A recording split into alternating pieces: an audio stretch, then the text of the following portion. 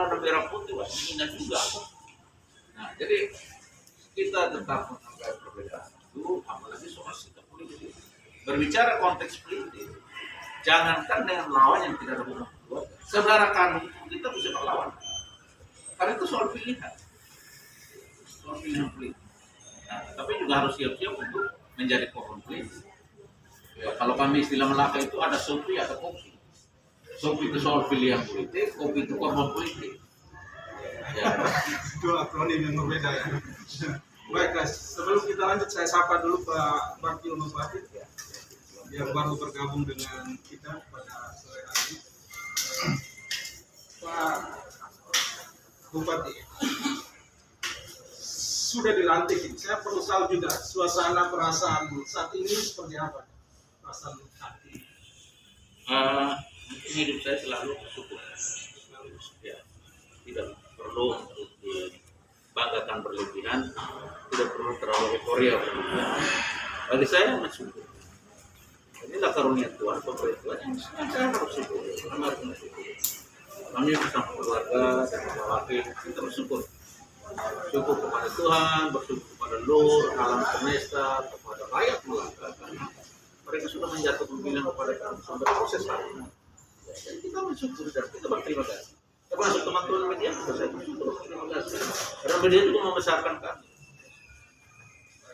Kita perlu dengar dari Pak Luki mungkin. Ya, satu semua.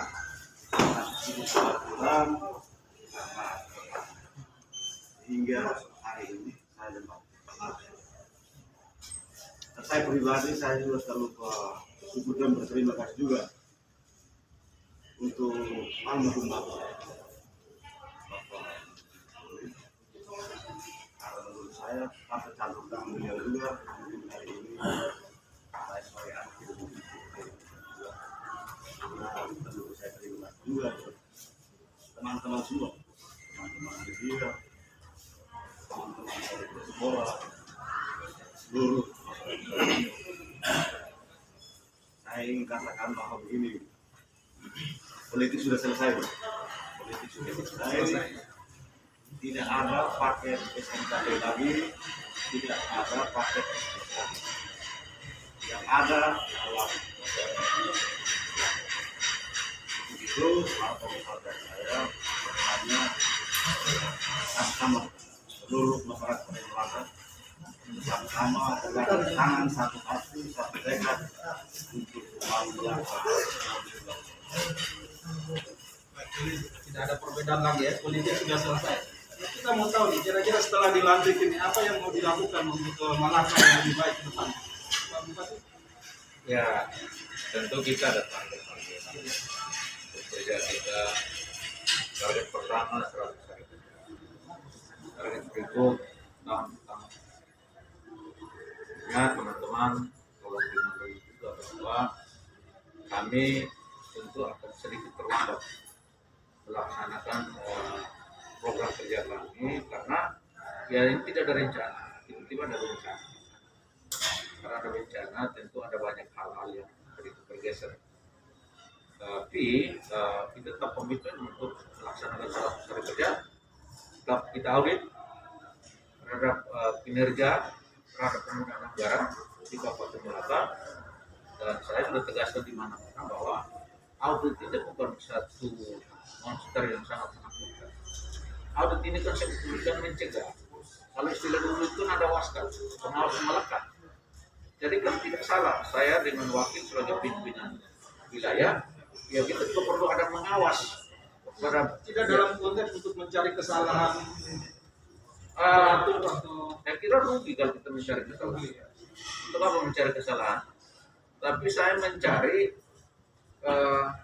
kebenaran. Lalu saya juga akan memilih orang-orang yang kerjanya lurus, sehingga kemudian kita bisa bergandeng tangan untuk membangun. Nah, tim kerja yang solid, yang betul dengan hati, dengan kasih, untuk melayani, bukan dilayani pada masyarakat, tetapi orang itu harus baik dan benar.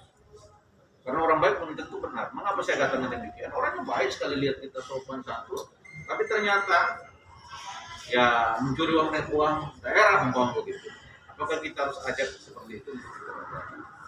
Dan supaya temuan-temuan itu harus ditindaklanjuti, sehingga apa dana yang nanti kita dapat kembali itu bukan untuk saya dan wakil, tapi kita serahkan kepada masyarakat, tentu bagian keuangan untuk mengelola demokrasi.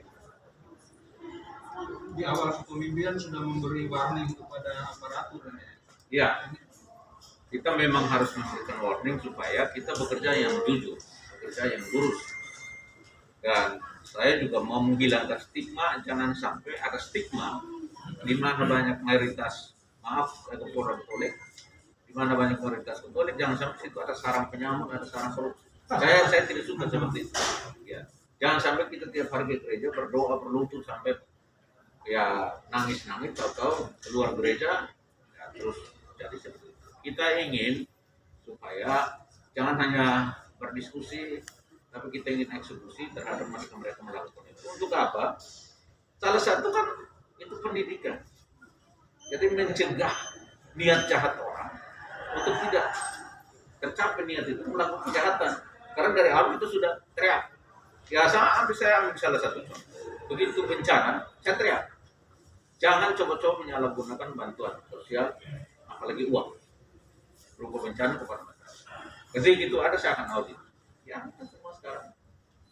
Apakah ada indikasi ketidakberesan yang sudah dicium oleh Pak Supadi dan Pak Wakil terkait dengan pengelolaan anggaran, sehingga di awal kepemimpinan langsung fokus pada audit dana? Saya berpikir kan begini,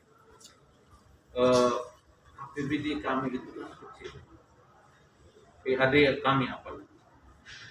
Nah, di bayangan saya, kalau APBD-nya tidak terlalu banyak, kalau PAD juga kecil, kemudian ada penyelewengan atau bocor anggaran, apa yang kita bisa gunakan untuk kerja? Logis saja, itu seperti itu. Kalau uang itu sudah sedikit, kalau penggunaannya itu menyeleweng, dan apa jadinya dengan anggaran sedikit untuk bisa membangun pelatihan begini besar? Jadi kita harus cek dulu. Kalau memang tidak ada, ya syukurlah. Tapi kalau adanya, ini ya. Selain audit dana, ada program lain yang lebih spesifik yang mau dieksekusi di awal kepemimpinan? Ya, nah itu memang saya dengan Pak Wakil, bahkan datang waktu debat pun kami sudah menyampaikan. Sehingga di awal, ya jujur saja kalau teman-teman datang ke belakang, ya kami belum punya alun-alun kota. Itu kami harus lakukan. Kami juga di kota Betul kalau hujan lebat masih banjir. Ini juga aneh karena kota kalau banjir itu. Jadi kita juga mau buat ya trotoar, mau buat saluran, sehingga ada drainase yang bagus. Jadi kota itu memang nyaman. Kalau ada arah kota tadi, kemudian kami juga tidak punya toko sampah. Kan harus dipasang. Lalu tidak juga lampu jalan. Nah ini kan gelap terus. Ini kan tidak boleh. Itu minimal kita lakukan. Dan kemudian kita rencana mau membangun pusat pemerintahan Kabupaten Kelapa di salah satu kawasan. Dan kawasan ini tahap pertama itu saya sudah minta kepada Kadis PU untuk buka akses dua jalur masuk ke kawasan itu, sehingga kemudian kita bisa meletakkan batu pertama, dan bila perlu di akhir tahun kami sudah mulai kerja. Lokasinya di mana? Lokasinya di Betul, namanya Labarai. Tempatnya cukup sedikit, tidak akan kena banjir, dia sedikit ketinggian. Itu kita ingin supaya satu kawasan. Sudah ada estimasi kebutuhan anggaran untuk membuka lokasi perkantoran? Begini, soal anggaran tentu saya nggak bisa berasumsi, harus kita buka, tapi bahwa prioritas program itu yang kita lakukan, sehingga memenuhi janji kampanye.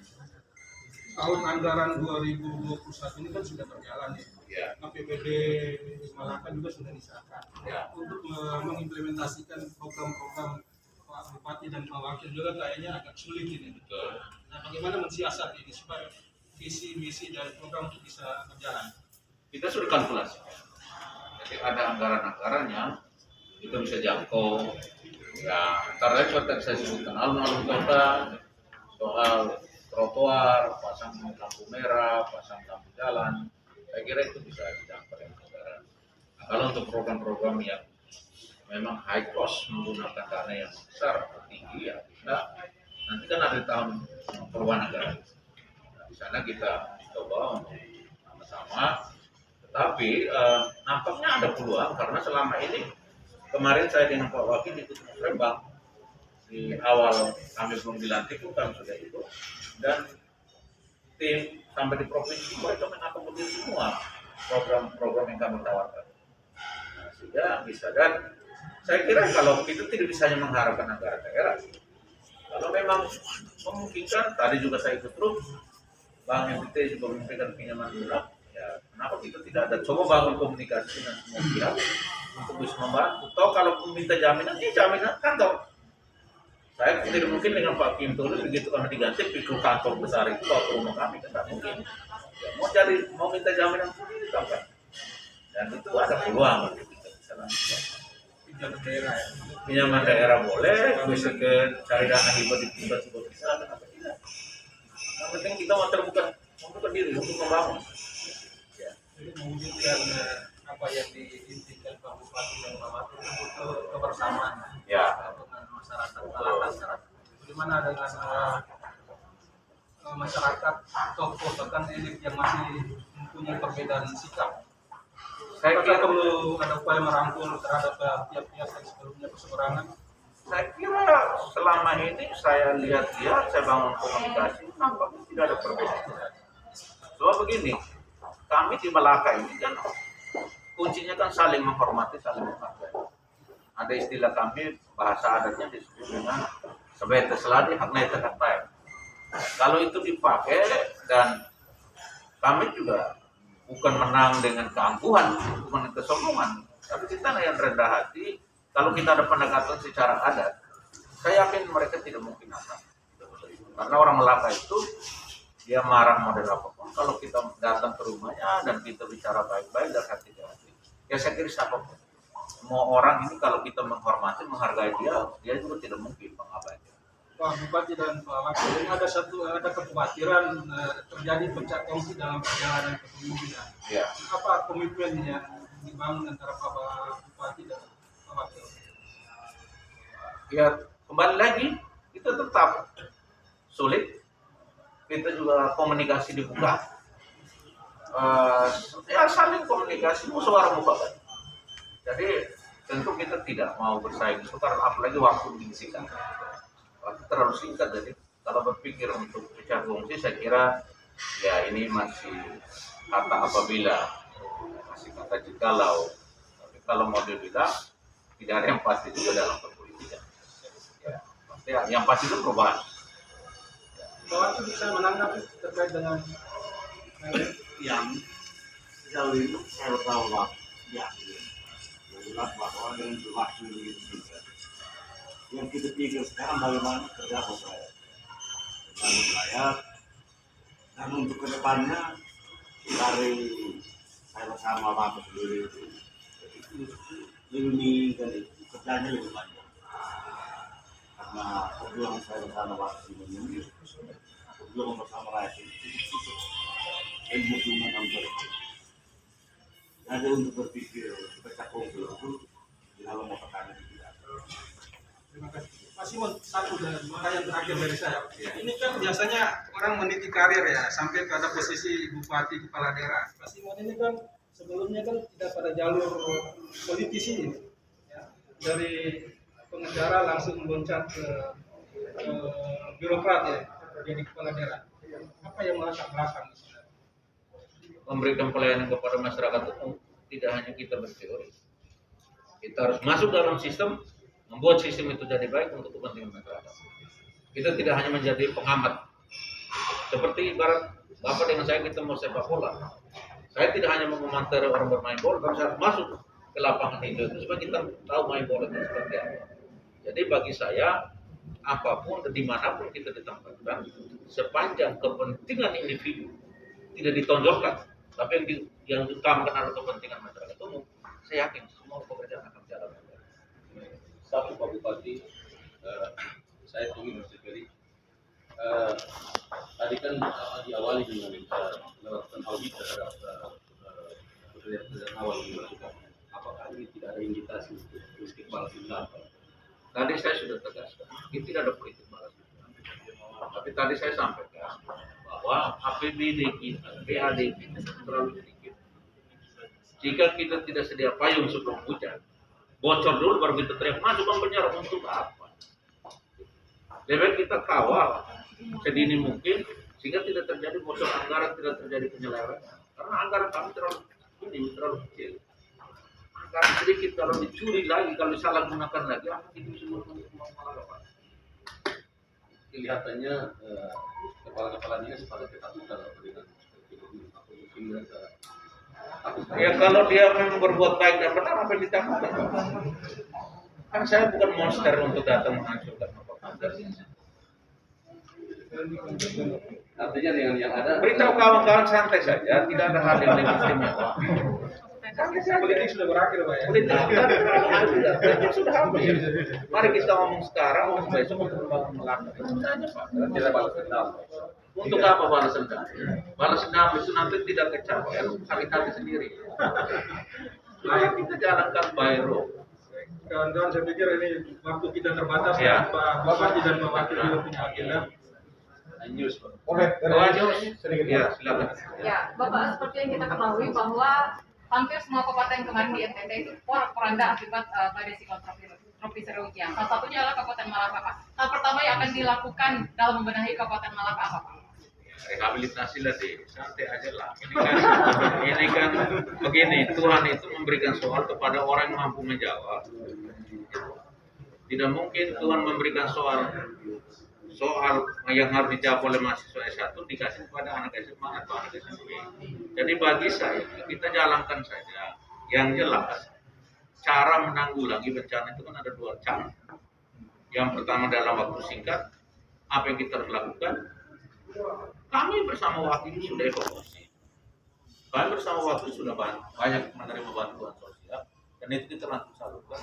Bahkan saya berterima kasih di tempat ini karena dengan bantuan sosial yang begitu mengalir bagaikan banjir kemarin tadi, akhirnya kan anggaran kami di daerah dikurangi, tidak harus keluarkan semua. Ini sudah bekerja sebelum dilantik ini.